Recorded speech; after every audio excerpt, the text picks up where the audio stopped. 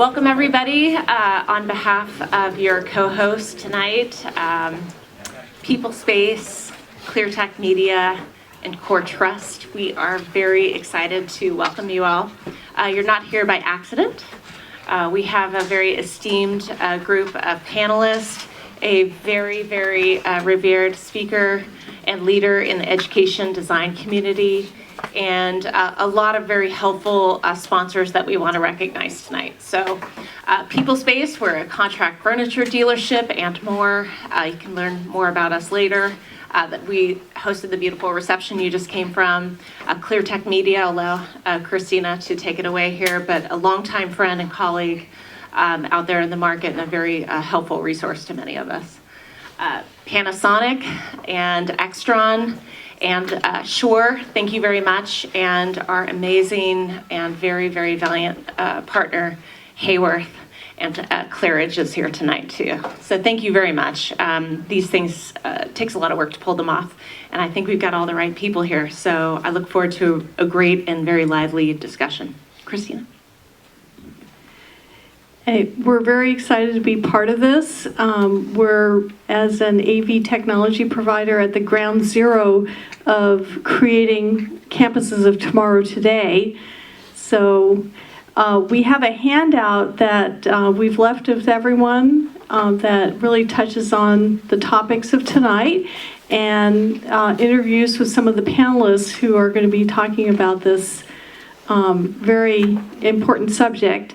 And I wanted to once again thank the sponsors, the technology sponsors who are part of this event tonight. Panasonic, who's the leading manufacturer of display technologies, and Extron, who's a market leader in systems, classrooms, audiovisual systems. And Corey and Rob Rogers are here tonight. And I wanted to thank the technical team of ClearTech for helping to set this up and to make the audio and video systems part of this event. So thank you very much. And last but not least, before I turn this over to David, thank you to Core Trust. Core Trust is actually the building owner for this space, and they're a very innovative design leader as well. They have both the Innovation Center up on the 6th floor, and this conference center you're all getting to enjoy is a space as service model for all of their tenants. So we're privileged to use it at no cost, believe it or not. And it's been beautifully designed and executed by Hayworth and People Space and Gensler. So without further ado, I'm going to turn this over to David. David Johnson is a senior associate and design director for Gensler. And again, a very revered partner both in research and design leadership. So take it away, David. Great, thank you very much. Thank you for being here. I'm very pleased to be here with this group of panelists, and I'll say it's been kind of fun working with you guys. It's a very diverse group. We're representing private and public schools, really kind of the ecosystem of education, if you think about it, from K through 12, college, community college, university, and even professional education at a graduate level. And so kind of a mixed set of voices here, and even kind of representing different facets within each of those represented institutions. And so I think some really good perspective here. Just a quick introduction of myself, and then I want to turn it over to each of you to kind of talk about your why. Your bios are in the handouts here, but I think, as Holly mentioned, I'm with Gensler. I have the fortune of sitting in the Education Studio, which I love. I've dedicated 25 years of my career, mostly in the higher education realm, and I've been so attracted. I love the idea of working for mission-driven clients, and that's the love of education. It's not just about one voice, it's about many voices, as we were talking a little earlier. It's that richness and that diversity of perspective that really informs the work, and I think particularly gives you that kind of, it's great material to work with when you explore that relationship between people, culture, and place. And education environments are really terrific for doing that. So I want to start with you, Matt. Why don't you kind of introduce yourself. And I think I sat in the wrong chair. But, so my name is Matt Wonder. I'm David Tuba. Why? So when I was growing up, I was raised by wonderful parents, but they grew up very poor. And then my dad got ill when I was in high school, and I went to a very impersonal high school. And it wasn't that there were bad teachers, they were great teachers, they just had 200 kids they saw every day. And I had a surrogate father who was a black man in the 70s. When we were hanging out together, we got looks, right? But he taught me everything about, I wouldn't be doing what I'm doing. And so all that to say, it's my lens to a mentor shared that talent is equally distributed, but opportunity is not. And I got to see opportunity through parents who were uneducated. Thought what I thought, and then my surrogate father who had even less opportunity than my parents because of the color of his skin. And so the schools we have started are about personalization. They're about getting kids to and through whatever post-secondary into jobs that allow them to have the lives that they want. And I love the work I do, and that's my why of why I'm doing what I'm doing. Hey everybody, my name is Jared Mukai. It all started in 1989. I'm just kidding. So when I was a kid, I was the kid who drove my parents crazy because I asked 1,000,001 questions and they either didn't know the answer or didn't want to answer me, so they started me at school as early as they could. That never left me. I just kind of always drove my teachers crazy ever since I could remember. Ended up going to Pepperdine as an undergraduate. Got a degree in math because that was what the cool kids were doing. And didn't know what I wanted to do, so I thought, let's get a doctorate in math because let's be a really cool kid out there. While I was in grad school, part of the deal is, right, we will cover your tuition if you teach for us. And I said, sure. Was never really keen on teaching when I was younger. Didn't think it was going to be a good use of my time or my skills. Fast forward 5-6 years later now, and I was completely wrong about that. The mission statement or the motto, of Pepperdine is freely you receive, freely give. And at the time when I was an undergraduate, who cares about that? That's not important. But now that I'm a little bit older and hopefully a little bit wiser, I kind of start to understand what that means. And so as much as I am thankful for my opportunity to be able to pursue an advanced degree, get some of these questions that I had answered, I felt more and more that it was important that I gave back. And that can take many forms, whether that is teaching someone knowledge, teaching someone a new skill, or giving someone the tools so that they can, in a sense, level up the rest of us, just like our teachers and our mentors in the past had done for us.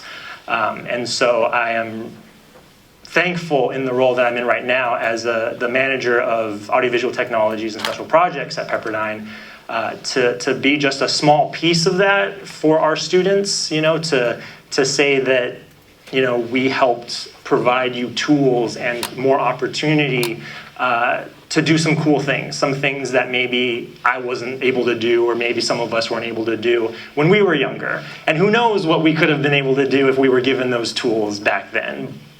But that's not the point. They didn't exist, but now they do. We provide them to you, and so hopefully you can take that next step for the rest of us, and then maybe one day pass that on to the next generation. And so that's kind of my why. Hi, good evening. How are you guys doing? Great. Okay, perfect. I'm glad you're here, and I'm very happy to be among the panelists here. My name is Mary Andrea. And a short story about my journey is that I essentially grew up hating school. I just could not stand sitting on a bench for hours at a time listening to an instructor. So I told my parents, I really want to quit school. I said, no, you cannot do that. That's the future. So I told them, hey, listen, I just can't do it. I mean, I just, it's not for me. So fast forward, I said to myself, I told my parents, give me the chance to not go to school, but I promise you, I will make it through school. So I grew up in the French system, unlike the American system where you have to be at school. In the French system, you are allowed to not be present, given that your parents would allow you to not come to school. So I told my parents, I do not want to go to school. So I never went to high school. I pretty much vagabonded everywhere and gallivanting everywhere, but learned still. So I hate school, but I love learning. So these are two separate things. Yeah. So I went all the way so I said to myself, you know what, there are so many kids out there who are probably in the same situation where I am, where they hate school and they just drop out of school because they don't find it interesting, they are bored to death. I went to a high school once and I asked the kids, who among you are excited to be here today because this is the space for learning?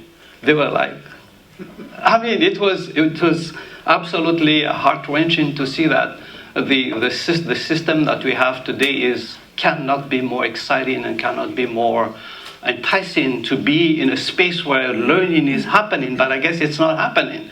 So I said to myself, I really want to understand the system. I want to understand the culture. I want to understand the system, the educational engine, in order to make a difference and maybe be an agent of change in this system that I don't quite understand, and find different methodologies that I think there could be different ways to engage into teaching and learning in ways that is really exciting and appealing, because that's what learning should be all about: excitement and engagement and meaningful. So that's my story. Good evening, everyone. My name is Mehran Muhtasham. Like many kids, I look at my father and I become an electrical engineer. And I said, well, that's how I should be, like my father. For 7-8 years, I was doing a design. It was boring, money was good, but no excitement. And then I felt like I need to do more. I need to move on. So I started my master's degree at the University of Louvain. I was going to school at night and work during the day. And then I felt something. I see many adults, many students that are challenging. They're trying to get to know more, to get another degree in order to do better in their life. And it was very kind of value to me. At the same time, I started working at the University of Louvain at their capital planning department. So I see the needs, I see the misconnection, I see the shortage of quality for the students and what that department or the colleges or the university do for them. And I become a believer in education. And from that time, from 10, 11 years ago, I've been in education field, and now I'm moved to the Riverside Community College district. It's a public entity. And still it's the same thing. We can do much more for our students to provide them with the better quality of learning spaces, environment, and help them to achieve, to provide them a guided pathway. So as a believer in education, and I have a daughter, 3 years old, which is too soon for her, but I want to make these changes to make our education field better and better and improve the system. So do my best and see what I can do. Thank you. Good evening. My name is John McGuthrie. I'm the CIO at Poly Pomona. When I was around 24, after I finished college, my father was the CIO for the Washington, D.C. Metro system. I knew that I did not want to be a CIO. He was miserable. He complained about his job. He complained, and technology was very different back in that day. And I do not recall him ever having a happy Monday, but he had very happy Fridays. And I knew that being in a support role and helping people was something that I did not want to do. I wanted to be up front. I wanted to be the person making the money, making the deals. I wanted to be the people that walked into the room and everyone wanted to know what was happening in that room. So I went off and I led product management teams. I consulted. My wife, on the other hand, had a very different plan. As I traveled more, and I'm still married, so there's a good story. So as I started traveling more with consulting, my wife started saying, you need to travel less. And she made a suggestion and she was a professor of psychology at a university, and psychology is extremely important because I'm going to come back to that. She suggested that I have a conversation with her president. And I had consulted with the university before, and I knew that that was the last job that I wanted to do, was to be underfunded, underappreciated, in a support role in a university where you didn't make money. So I went to bed one night, woke up the next day thinking, that's a really neat idea. I don't know what the psychologist did to me. So I met with the president. I ended up working as the CIO at that college. I knew 4 months into that was the best thing that I could ever do. Completely changed my life. Being in a role where I am part of something that's noble. You know, what is better than helping young folks, prepare them to go off and be productive members of the society? There's no better role that I could imagine for myself. I'm at my 3rd university. I was telling some folks earlier, I will never do anything else. This is the job that I have and that I want and that I will do for as long as I can work. Again, this is the most noble, the most honest, the most enjoyable thing that I have and will ever do probably for the rest of my life, and I absolutely love it. So I am here because of that. So thank you. And so we're here to rethink or talk about, this kind of space of learning. Right, and specifically, we're going to talk, I think, more about, what does it mean to do a smart campus? What is it to do a smart space? And what does that really mean? So I do want to kind of frame this up a little bit. But first of all, I ask the audience here, if you could just close your eyes for a minute. I know it's been a long day, but just think for a moment of that space, that kind of education space. What's the first thing that comes to mind? Let's kind of get in the mood here. And I'm going to show you my image. This haunts me. I still wake up in the middle of the night thinking about this. It says nothing. I mean, it's all about anxiety and fear. If I've forgotten something, I've forgotten that class, and it's the end of the semester, and I'm failing it. I forgot to get dressed, and I'm here. It still haunts me to this very day, and I think it's unfortunate in a way, but I think it points to the magnitude of the problem in a sense that these things leave pretty remarkable impressions on us, as these school environments shape us to join the world. I come from a family of educators, and my grandfather was actually a principal at Woodrow Wilson High School in Middletown, Connecticut. And he spoke nothing of the great joy of teaching and really kind of imparting knowledge with kids, but he talked an awful lot about these paddles as really kind of an innovative form of technology, and specifically the invention or the innovation of inserting holes into the pattern to influence, to allow airflow, and to actually, if you got a good swing going, you could hear the things whistle. These aren't actually his paddles. His had smaller holes, but it always stuck in my head. And years later, I found out from my mother that he never actually used it, and he actually took a great deal of pride that he actually never used the things. He always used reasoning with his students. But as an impressionable young man, that always stuck in my head. My grandmother, on the other hand, she was, and my mother for that matter, both of them taught in public school. My mother, art school, K through 6. My grandmother, history and English in middle school. And I think the two of them really exemplified this idea of lifelong learning and endless curiosity. And in fact, in this image, well, this is a picture of the Eames office, in case you don't recognize it. This is actually how I remember growing up with them and really kind of thinking more fondly of my initial sort of K through third grade, you know, that idea of curated curiosity and really kind of prompting you to discover.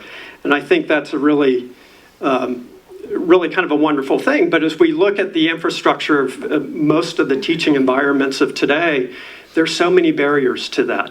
You know, and this is a kind of predicament, this is a dilemma that we're here to face. And I think you guys are starting to really kind of unravel this a little bit and get at it. You know, flash forward, I think there is hope, you know, and this is, Matt, this is the project we worked on with you, the Weisburn Da Vinci School. And I look at these kids in the photo, they're sitting in this kind of learning environment, this learning community that's been created outside. It's kind of a classroom without walls. And I wonder, what are the dreams, you know, what are the images from their learning experience that are going to kind of stick in their head when they look back? And hopefully they're better. So the space of education, when you think about the entire ecosystem, you know, K through 12, post, you know, preschool all the way through elementary, high school, on to college, it's an elaborate kind of building block of systems that are sort of launching kids, launching people out into the world to solve the world's problems, to better align with industry. And so there's this fundamental, this is a really important kind of aspect of kind of finding those pathways. And we understand that those pathways are changing, and it's having a big influence on space. And so, you know, at Gensler, I have a real opportunity and privilege of sitting in the education studio as a design director, but really aware of so many different conversations happening both in industry and in education and at all different levels. And so when you think about the impact or the footprint of education, you know, 80 million kids a year, $1.3 trillion being spent to this. It's enormous. And so it's interesting to figure out, okay, how do you start to impact it? How do you sort of give meaning to that? And so we come together at Gensler to talk about these things across all different practice areas. And we've kind of distilled it into these various trends. And, you know, 3 key trends that we're seeing. And I don't think this is anything new or particularly brilliant, but they're things that we like to kind of keep reminding ourselves because it informs the work. The first is that, you know, the human-centric aspect of design is so critical, and it is all about bringing people together, and that's not going away. Big data and machines and things are here, but it's really kind of informing a different way of coming together. The second thing is that all that stuff is changing. It's changing rapidly. And talking to our panelists earlier today, it's hard to keep up. And when you look at the changes that have been happening from 2007 to today, from a technological standpoint, it's astounding. You know, and who knows where that's taking us as we look ahead into the future for, you know, the jobs in the industry. And of course, finally, that kind of intangible thing of experience, you know, that's key. That's the thing that resonates. That's the thing of memories. It's the stuff that sticks with you. And so when we think about space, we think about those experiences and how we're shaping those. And so from an education standpoint, we kind of distill it down into really thinking about the future of education. Well, what is it? And again, this isn't particularly new, but it is this idea of learner-centered environments being really absolutely critical to positioning students to succeed in the 21st century. And so we look at that across our spaces, you know, thinking about the different kinds of pathways and really kind of exemplifying that and really articulating that in the spaces that we design. Thinking about, you know, really moving the teacher off the front of the wall, you know, like I'm doing here, but, you know, moving them into the crowd, moving them into into the middle of the space and really acting as much as a guide and allowing students to kind of have a very different level of transaction and exchange that's much more meaningful. And of course, that starts to influence the kinds of spaces being much more fluid, much more dynamic, a lot more different things happening. But it also puts on, it raises another set of questions in terms of how specific are you designing for, how much flexibility are you allowing for. And so I want to pause on that. I think this is enough of a frame to really start to unpack this question about what the why, the what, and the how of smart learning spaces, smart campuses. And so I want to really kind of start to break it down from the standpoint of why. And Matt, I would love to start with you, because I think on the call the other day, you really, you were talking about Ben Franklin among other things, but I think you really set the stage well. Thank you. So I'll talk about my son, who's 18. My wife and I love him with all of our heart, and there's not much we wouldn't do for him.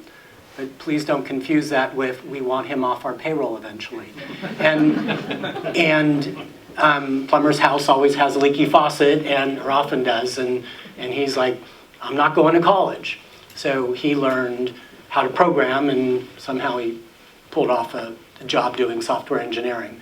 Still think he's going to get glass ceilinged eventually when the economy goes bad. But what Sherry and I want for Zach is exactly what we want for all the kids that we serve. And if you go back in time and look at how most of our national education K-12 public system was created, it started in Prussia in 1830. And then in 1892, 10 guys who mostly look like me made the rules that really govern what the American high school and all schools, how they're organized. And they worked really, really well back then in the industrial age. And so the joke is, if Ben Franklin came back to life, the only thing he'd really recognize would be our public school system. And so I have a particular point of view that what schools ought to teach when you're in school is what you need when you get out of school. And the things that schools were created with that are largely in the place today are teaching for a 20th century model. So I was also thinking about so what should spaces look like today? And I wanted to not come from a cynical standpoint, but I think one of the reasons that they largely don't look like this is because there are various education cartels that are not really learner-centered. They're really about adult convenience and adult opportunity-centered. So having said that, I think there's a lot of progress being made. I think particularly in California, there's a lot of money funded into career technical education. And when I was growing up, it was blue collar or white collar, and now it's new collar. And but a lot of times schools get organized into your college prep and you go do the shop classes. That's starting to converge. That's how we've organized our schools. But those are some of the challenges I think that are ahead of us. I'm at a very traditional university, right? And we support the needs of the faculty, right? And I'm not faculty, right? And remember when I talked before about my role now is to support what they want, and I'm not out front in the role that I am, I'm support. What I try to make sure that we do is we help create environments that help remove the friction for what the faculty want to accomplish. And so we have lots of different types of classroom environments. And we have some environments that look like this, right? And as much and as difficult as it would be for me to sit in that environment now and be still and not talk and write and learn, that is not for me to even judge. That is for me to support. We have classrooms that look like a rocket lab, right, where students build rockets. I was talking with someone earlier. We have classrooms where students build race cars, right? And there's a lot of hands-on type activities that happen inside of those classrooms. So there's a lot of different types of spaces. And so what I try to do is to listen and try to learn and try to understand what is it that the faculty are trying to accomplish, right? And I have a limited set of dollars to help them. So if I take that limited set of dollars, right, how do I apply those dollars and help them achieve what it is they need to achieve? And although those may not be some of the spaces that I would choose, where they are and what they need to accomplish, and we have so many different types of classrooms, my role again is to support and to try to help them with what they want to accomplish. So I don't know if that helps or. Well, what's interesting, I think what you're touching on here is really kind of this alignment between pedagogy, curriculum, and how people learn, right? And I wonder if you could talk a little more about that. I think on the phone the other day you were giving some pretty good examples. So maybe I would like to backtrack a little bit and try to understand the notion of learning space today. So in my quest to better understand the educational system, I found out that the way the classes are structured today was based on back in the time when we had the Industrial Revolution. So what worked best back in those days was to put things in a sequential stage and of building products. So essentially, since that worked wonders, what we did in the educational system is grab that model and apply it to schooling and teaching and learning. So this is why we have now first grade, second grade. It's exactly the same model of the industrial revolution. So that model, however, we are no longer in the industrial revolution era. We are now Industry 4.0. We are in the fourth generation of industrial revolution. However, the school system is still way behind. We didn't catch up with the evolution of time. And I think about the slides that we saw here was that the speed at which evolution is happening, the speed at which innovation is happening, the school system cannot catch up, which is why the learning model, the space for learning is still highly traditional.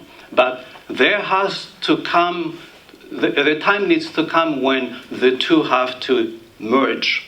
And which is why currently there are new pedagogical models that are being proposed. You've probably heard about the flipped classrooms, group-based learning, problem-based learning. So these are all models of learning that are being proposed in order to circumvent and kind of assist with coming up with new ways of learning. However, there's an interplay between the learning space and the learning experience. In other words, if I sit here and lecture to you, there's no way we can really establish a connection in terms of interactivity, engagement, because the space itself informs the delivery method. The space itself limits the modalities in which we convey learning.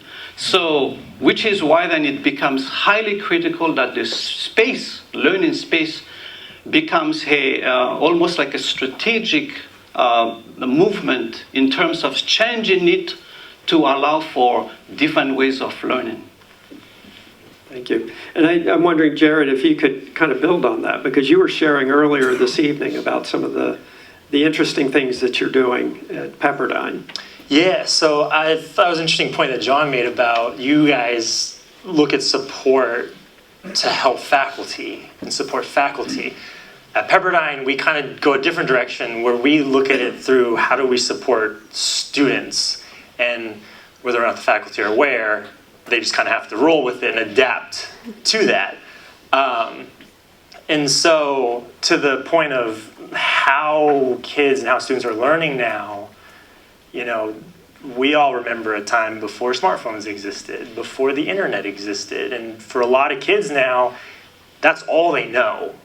And so the way that they learn has been heavily influenced by the way that they've been groomed to consume information, whether that's news, whether that's social media, whatever it is, it's consuming information in a new way. And so when we're trying to teach them, we can't expect the old traditional way to work. The idea of standing in front of a classroom and I'm going to talk at you for an hour and I expect you to memorize everything I told you by tomorrow so that you can regurgitate it for a test. It doesn't work anymore because that's not how any of these students grew up consuming information. And so to the why, I think, to that third part that you mentioned, you know, we have to change the way we teach because the way that students are taking in information and learning is now different. And that those are some of the challenges that we face, particularly with the marriage between pedagogy and infrastructure. You know, we, at one point several years ago, right, the biggest obstacle was funding, right? We have a limited number of resources. How do we make the most and make every dollar stretch?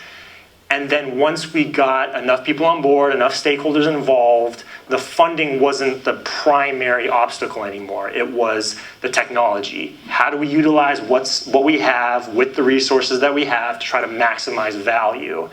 And then we got fairly good with that. And now the biggest obstacle has become space. We have the funding, or you know, relatively speaking, we have enough. We have the knowledge and the technology to do these really cool things. Where are we doing it? And we're kind of stuck there because we can't just build a new building or build a new room by next week. So trying to figure out, okay, how do we now overcome that new obstacle? Where is this going to go? Where is this space going to be? You know, how is all of that going to fit with all the things that we fought so hard to accomplish up to this point? I mean, I'm grateful to be here, and I want to be respectful to what we're all doing here tonight. But if you think about it, this is a very efficient way of sharing content. You got 5+ people who are, and the question is how effective it is it as learners? And the question I might pose to you is, if you think back to your elementary or middle school, for those of us that are in the junior high school days, think of the one lesson that really stuck with you. All these decades later, you now can remember somebody and you're doing something. And just to, I mean, I'm sure I'm supposed to do this, but if you turned to an elbow partner and shared it for 10 seconds, what that memory is, am I allowed to do that? Okay.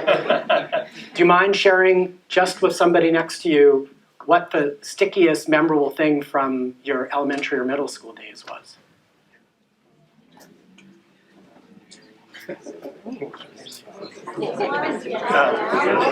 You're right now, yeah.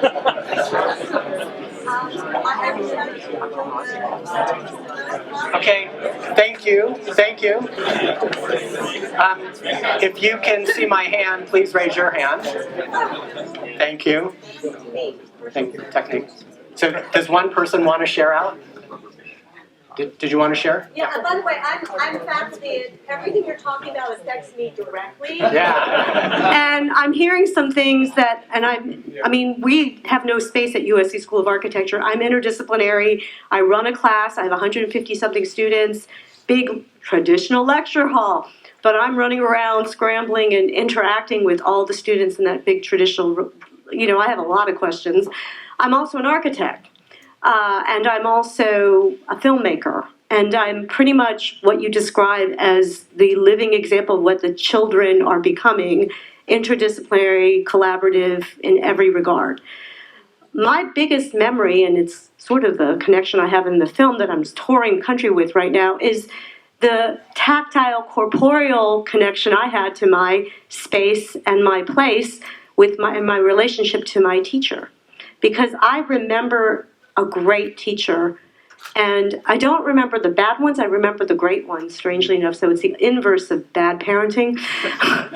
But I do remember the good ones, and I remember how they connected to me on a level that has lasted for 40-something years. Yeah.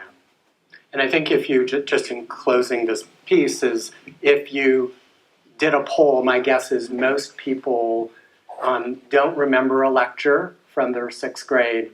It is some type of learn by doing, higher level thinking skills that apply to learning, and the space obviously has to allow for that. But before that, the teacher who's no longer, the sage on the stage has to be willing to give that up and be okay with messy, noisy, not being the center of attention. And sometimes that's hard. And I'm going to jump ahead a little bit in terms of the implementation piece. How do you deal with that? I mean, that's a dramatic shift. And so how do you apply the resources, the training, the time that's necessary to bring faculty along? So we have, for us, we have cards that are really wonderful. So we have over 20 days of professional development as a K-12. I think if you look at the neighboring K-12 school district or the one we're in right now, they may get 3, right? We were able to hire people who had a particular mindset. Right now, in the vast majority of our system, you have lifetime employment after essentially a year and a half. I know you go, no, tenure isn't that long, but it's much longer than that. But essentially, I could make an argument for another time why that is. And so you have to have the right people who have the willingness to do that. Otherwise, there's a lot of work, and it's worthwhile work, but it is hard to bring around people who feel really successful standing in front of a class and lecturing. So it takes time, it takes leadership, it takes resources. And I'd say the biggest infrastructure piece is having enough time to show people how they can, really move a needle for kids if they're not the sole. I mean, you don't need adults anymore to give content to kids. They got it on their phone, right? So it's really about pedagogy and changing people's minds to be willing to embrace that. And then the spaces have to allow for that. So I'm going to turn and look at the faculty member that introduced yourself from USC. I'm like the generation that's fighting the older generation right now. And who do you think is managing 155 students, doing all the quizzes, hiring all the class assistants, putting content that's amazing together? Yeah, it's a lot. That's one class. So when she walks into that classroom and she knows that she has X number of lectures that she has allocated to her for the year. So we don't do lectures. Well, if you walked into a class and you had a lecture, you know that you would have so many. You only have so much time allocated. And conversations. But you only have so much class time. Yeah, right? 1 hour, 50 minutes would be. And basically, the structure of that class is basically set up for you to execute on that class time, and your entire plan basically is set up in such a way that if the class doesn't work, if you can't execute, if you can't do what you needed to do, then you've lost something that you can't ever recover, right? Because if it's a lecture or if it's a discussion or whatever you are planning and the technology doesn't work, I'm then, really good at scrambling and. Oh gosh. Remember, I am that flexible generation. Do you know my wife? Yeah. I've done. Today we had one of the principals from Perkins and Will, Bill Schmaltz, come in. We had KPF, Gene Cohn, come in on Monday. I bring in branding experts. I have panels. I have culture town halls. We do everything. We do a chili cook-off too, but not in that lecture hall. So the point that I was going to make is that basically the technology has to work. And if it doesn't work, that time is lost. And so we have to look at the various types of environments that we structure. And I know she's going to add some more stuff to this. And so we have to make those environments that are very intuitive as easy as possible to use, right? And so because we may offer training for classes, and we can't count on faculty showing up for that training. I so agree it has with you to be on that. easy. They have to walk into the class.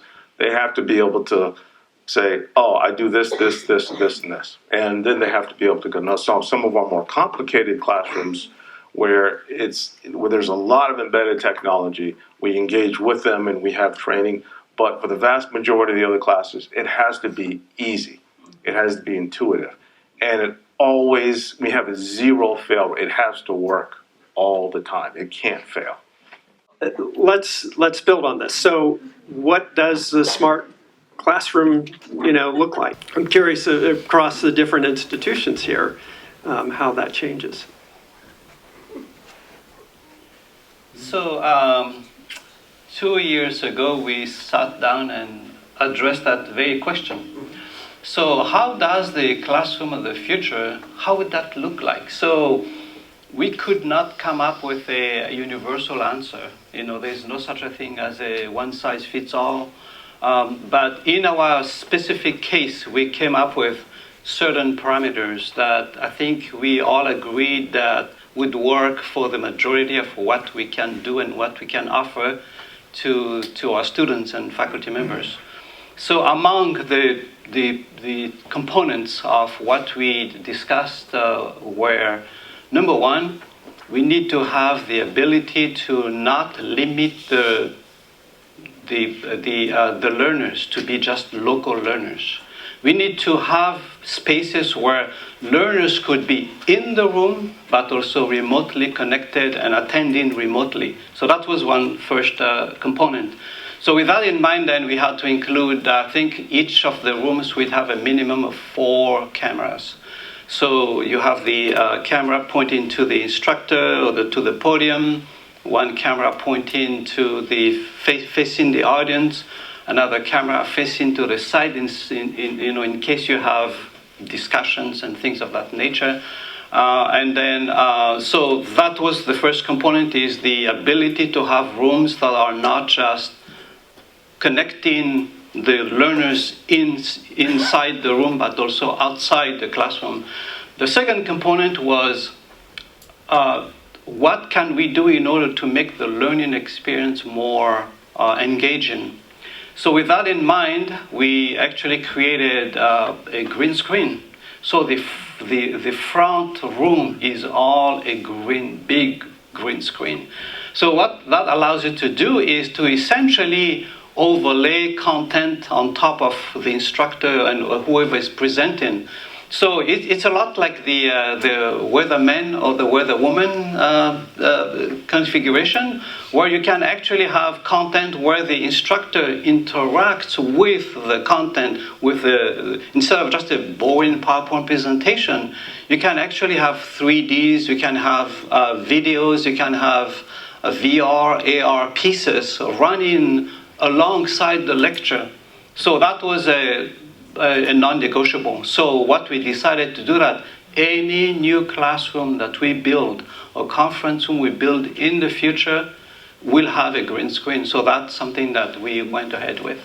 So those are among the innovative tools that we've integrated in our planning for learning spaces in order to really adapt and build something that is appropriate and adapted to the needs of the new generation of learners. Well, it's interesting. I mean, you're talking about the classroom or the learning space as being a content generator as well. And this idea of connecting virtually to that online community or beyond those walls, it's really kind of expanding the whole idea of the transparency of the classroom. Yeah. Absolutely.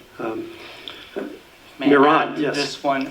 So piggyback on yours and also on your question, in community colleges, actually my district, we are short in the spaces. So most of the time when I talk to the deans or with the enrollment, I see many people enrolled as a student, and we don't have enough space.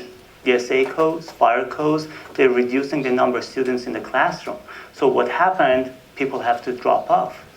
We don't have the infrastructure at this moment to broadcast the whole lecture outside for the students to be able to use it at home. And this is one of the challenging and the issues that we are going to at the moment first of all, we have to increase and upgrade our infrastructure to be able to record those lessons in a quality that the students off campus, they can interact with the faculty, interact with the teacher. But we don't have that much of technology as of yet, not at that point where we're working on it. And most of the time in the old buildings, we have the problem of how we can increase that infrastructure, how we can embed it with those old buildings as far as the electricity, as far as the running cables, as far as the Wi-Fi, if the building is concrete. So they are more into this of having a planning done, having a consultant done, and also share that with the stakeholders. The stakeholders are most of the faculty and students to see if the end user will get benefit of the final result, the final technology that we are implementing, or all of this that we do at the end of the day, they're going to say, no, this is not going to work for our students, this is not going to work for the faculty. So this is kind of very transparent process with the stakeholders and with the facilities, with the IT team, in order to move forward and implement those in most of the classrooms and have it kind of like open space, having a furniture that is on wheel. They can be moved to the side, they can be put back. They're able to use tablets instead of laptops to have more open space. So I believe this is the trend that we're moving forward, and the why is we have enrollment more than the capacity. We have the capacity on campus, and this is something that needs to be addressed at these days, and also fight on. So my wife, she's a alumni. So distance learning, does everyone agree that distant learning is going to be like the future? Yes. And something that's interactive? Absolutely. Would be? Absolutely. It's not going to really make a lot of, and it's difficult to explain, but I don't think you're going to really be able to tell the difference whether or not you're in a class or you're some other place. And so I don't even think they're going to call it distance learning. I think that you're just going to be engaged in an experience. Engaged learning. Correct. Engaged experience. And may I add to this? For example, for your class, are you able to teach it remotely? Well, so this is the challenge of teaching architecture, because we deal with not just the simulacrum of the image and the representation, we deal with corporeal, tactile, real form, space, and order. So we can teach certain content in distance learning, like the traditional, let's talk about, but like how do you... Some part of your course. So my point is maybe distance learning will not work for all the courses, but at some point maybe majority can be also moved into the distance and off-campus type of... Just like the work environment. Exactly. Just to answer your question some more, I would even go further and say maybe distance learning, or whatever phrase you want to use, might be like now. The reason I bring that up is because I know we said no coronavirus talk, but Pepperdine is they're known for a handful of things, beautiful campus, all that stuff. But international programs is one of the things that the Pepperdine undergraduate school is known for, and we send thousands of students all across the globe every year to do international studies. Because of the coronavirus, we had to bring back all the students that were in Shanghai, all the students that were in Italy, all the students that were, most of the students that were in Europe. We brought them all back. And we already don't have space for all of our classrooms, for all the kids, and now you add thousands of more kids, back this semester. How did we solve that? We have to do distance learning. Every kid who came back, got quarantined, went home and now has to conduct the rest of the semester online. And so all the faculty that went abroad, they came back, got quarantined, and then had to restructure their classes or their lectures or however method they're teaching to fit the remote style of teaching. And it was something that had to be done in days, had to get figured out and deployed, because you can't not have class for several weeks. And so this week is our spring break, and so we're getting some feedback from faculty as far as, is it working, is it not, is it a dumpster fire, is it a success so far? Because we got to carry this thing another couple months, maybe into the summertime, maybe, fingers crossed, not, but into the fall. And so trying to figure that out kind of now to kind of work the kinks out. So hopefully, again, fingers crossed it's not the case, but should we need to continue this style of lecturing? Well, I wonder if this establishes a pattern for the future in terms of scaling up. That we can develop some standards, some processes and procedures that make, again, the idea that everything is as easy as possible. It's the same no matter who's teaching what. And for the student experience as well, for them to know that when I log on, it's not, oh, wait, that's going to be different because it's my math class, and that's different because that's my English class, and it's a different platform for my history class. It's all the same all the time. That's really important. So I don't think there's one right way for every kid. It's more personalized. Particularly with younger kids, I would argue that it's all about relationships. It's cliche, but people don't care what you know until they know you care. And I don't think that can happen as effectively online, despite having GoToMeeting and Zoom, things like that. I think when you establish relationships and you have in-person touch points, that only gets richer and broadened through an online environment. But exclusively in our space in K-12, there's been a lot of people who saw it as a profit motive. And so you're just sort of batch processing, it's lower cost. And so I would hope that online was also coupled with kids are getting together and having affiliation and relationships, and learn by doing as well. I'm really hardened to learn that we're gonna get to an environment where the difference between this and online is going to feel a lot more seamless. Yeah, so that's exciting. I was going to say, if you remember back in the days when the internet first started, right? When you bought dial-up and it was 1995 and you had a 56K modem and how great that was, and the neat things that you could do. And if you could just think that you never really imagined that there would be something like a Netflix where you could watch TV shows through the internet when that 1995 service existed. And so 20 years from now, we don't know what's going to exist. And we do know that whatever ends up happening, it will be driven by faster bandwidth. And we know that our connections and our interactions will be greater. So surgery can now happen remotely. So the ability to interact with things is going to expand. So that's when I say distance may not necessarily be distance. You may not even be able to tell that someone is in the room or someone is not in the room. Just use your imagination. So the whole idea of whether or not somebody is there may not matter. And maybe just a quick footnote on talking about 20 years down the road. So we've experimented with, probably most of you are familiar with the Microsoft HoloLens. So Microsoft HoloLens allows you now to be together in a digital space, but your brain is tricked. It has a hard time seeing that actually you're not together, but you are in a virtual world. And we've actually, there are some YouTube videos that you can watch showing a HoloLens experience, a digital experience where several people are in the same space, digital space, and they can interact with each other just like you and me right now. However, you are in France and I am here.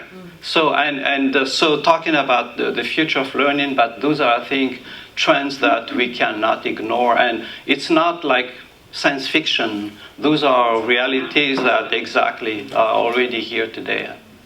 It's as good as a teleporter, right?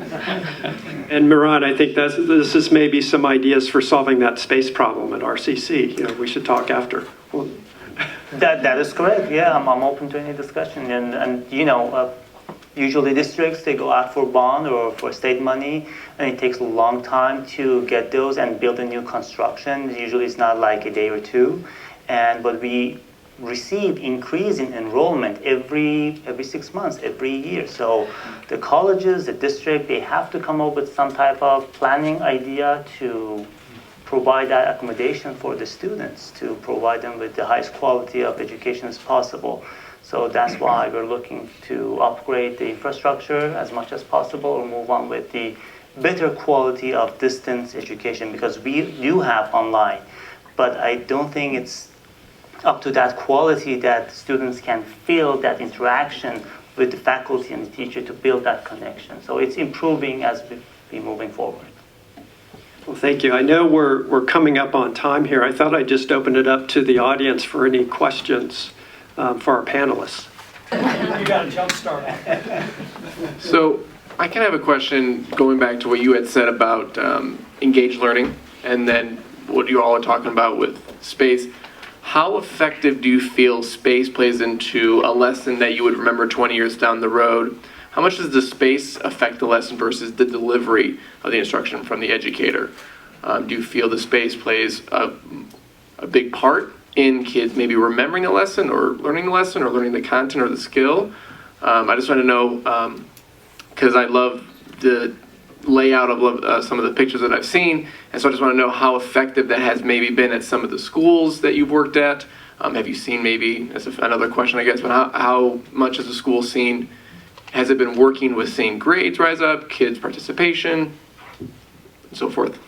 So there's so many different answers to what you've asked, but I'll give one quick answer and then I'll let someone else answer. In terms of what I remember when I was younger, it wasn't the space, it was the people. One professor I had, Dr. Ehrlich. Dr. Ehrlich, she taught partial differential equations, and she said I was lazy. She said, if you only worked hard, you would do great in this class. And I just remember her, she looked at me and she said, you don't know what hard work is. And I said, I do know what hard work is. And then she showed me the numbers on her arm. And she said, what I've been through and what you are going to go through are completely different experiences. But she said, I know that you can do great things if you just work. Just do a little bit of the work. I remember Dr. Ehrlich, and a lot of the folks that I know, they remember people, and the people that really made the difference. The spaces, that's gravy, but the people for me, that's what I just hold so dear. Well, Can I add one thing? So part of the state requirements for the community colleges is to provide engagement centers for the students. So each department have to have an engagement center for their students. Even if they are distance, online, they are more than welcome to come and participate and have meetings with faculty and other students in those engagement centers. So they feel that needs, I believe, and they're providing those engagement centers for the students, and they're available like from early morning all the way to 8, 10 p.m. whenever the college is open, to have the students interact and have this connection with each other and other classes and other faculty. So I believe this is an ongoing thing and also adding more to what we can provide with the distance education. Absolutely. No, go ahead. So from kindergarten all the way up through 12th grade, all of our students do presentations of learning. Basically in lieu of a final exam, sometimes with final exams, they get up and present for 20 minutes in front of a faculty, and then they're on their Google form typing in narrative responses. Students are supposed to say how they've grown, what they've learned. They get deposed by the teachers, like, tell us more about this math equation, tell us how you make this connection. So it's project-based learning. So there's arguments whether it helps our test scores. which is almost a different system.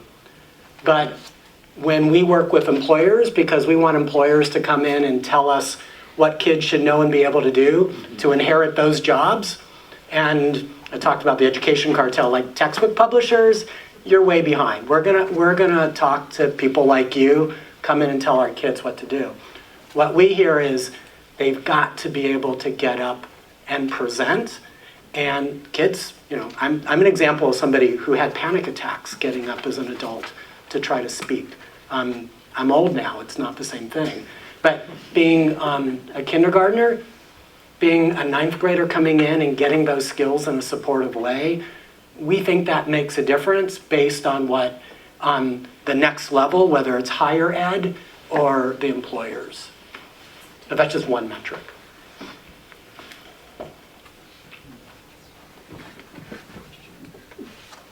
Hi. It used to be that there was quite a stigma around doing, say, like an online master's versus I almost said an actual master's. Do you think we've overcome this stigma? Do you see that being overcome shortly, or do you think there will always be a differentiation between the two?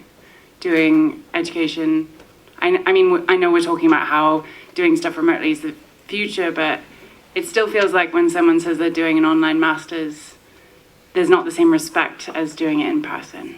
I think you're always going to find, irregardless of what you do, someone that is going to try to justify that they are more special than someone else.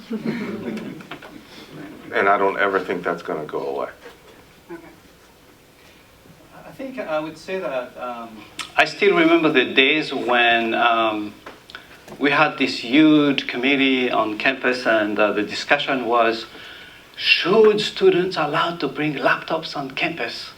We should shut down the Wi-Fi because they're distracted. We should disallow phones and smartphones because they're a distraction to learning. So I think my response to what you mentioned earlier is that with time, I think the distinction will no longer be in terms of credentials, like how many letters you have behind your name. The distinction will be the value added that you provide in a professional environment.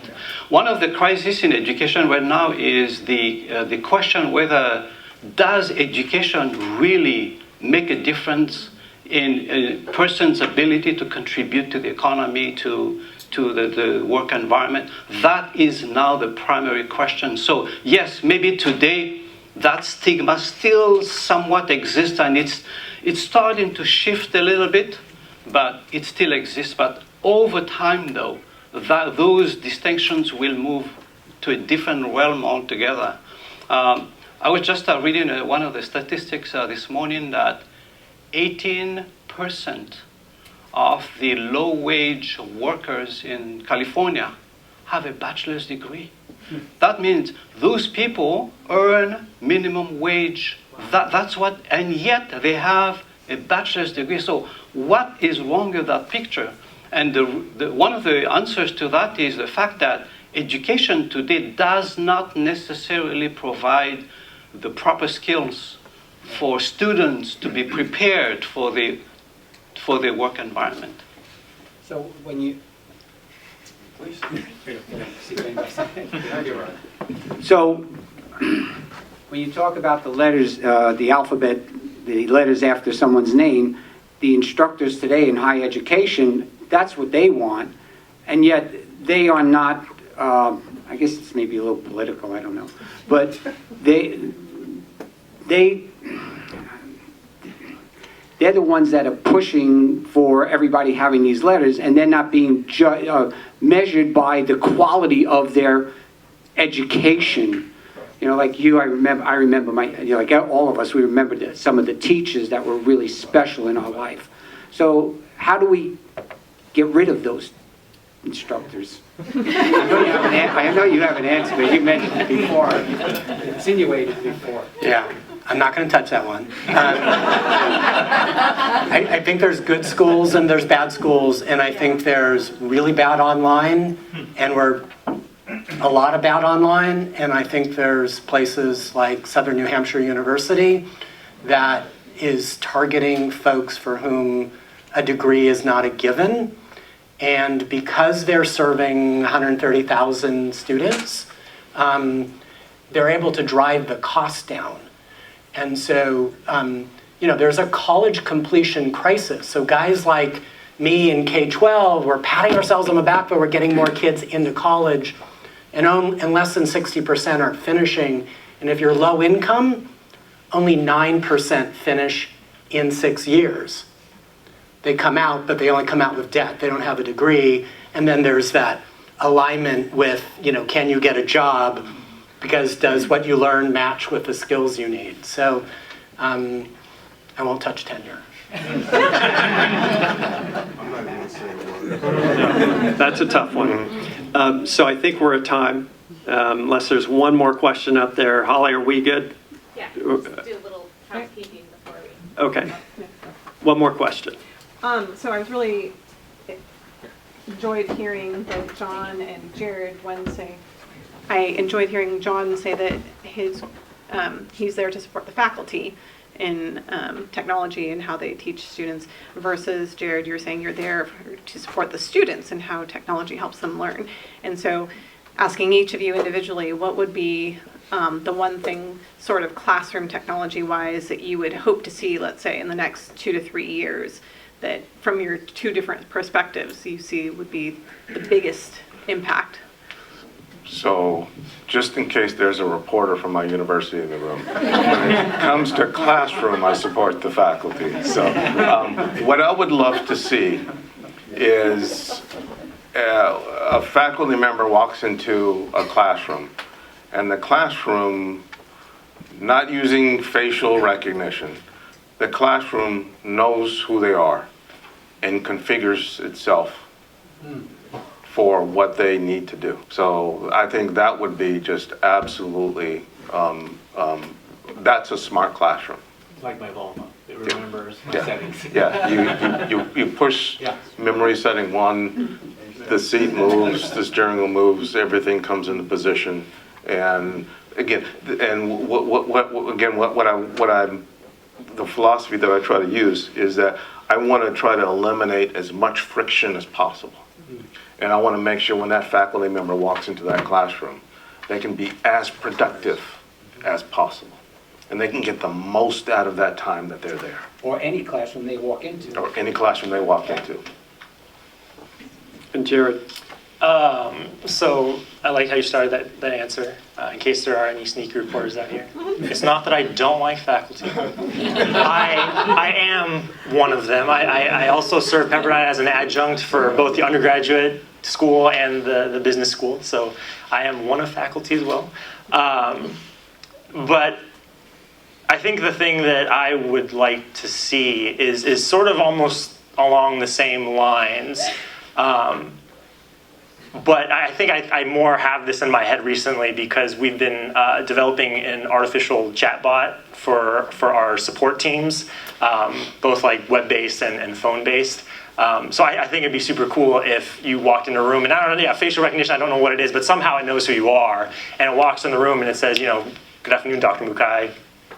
Are you ready to do this, or whatever it is? And it's more like voice controlled, like a car, where you can tell it to turn the system on, display this content. Going back to a discussion we had earlier about like what that smart classroom looks like, something like pods or modular style based, and you have groups of kids at pod 1, 2, 3, 4, 5, whatever it is. You can just say, hey, display pod 1 content, or whatever the hot key phrase is, or whatever it is. But I think like a voice style thing would be really cool, because that way you're not touching buttons, you're not touching equipment that, whether it's you're just uncomfortable, so I'm not going to touch it, or I accidentally break it, or whatever it is. It kind of like eliminates that failure point. But I think something like that would be, I think something like that would be really cool. It knows when everyone's gone, it shuts down the system, it's integrated with the scheduler, so it knows what the next class is going to be. I think something like that would be kind of cool. So much potential and so much work ahead of us to figure this stuff out. Thank you again. This has been a really fascinating discussion. Thank you to all the panelists and for joining us this evening.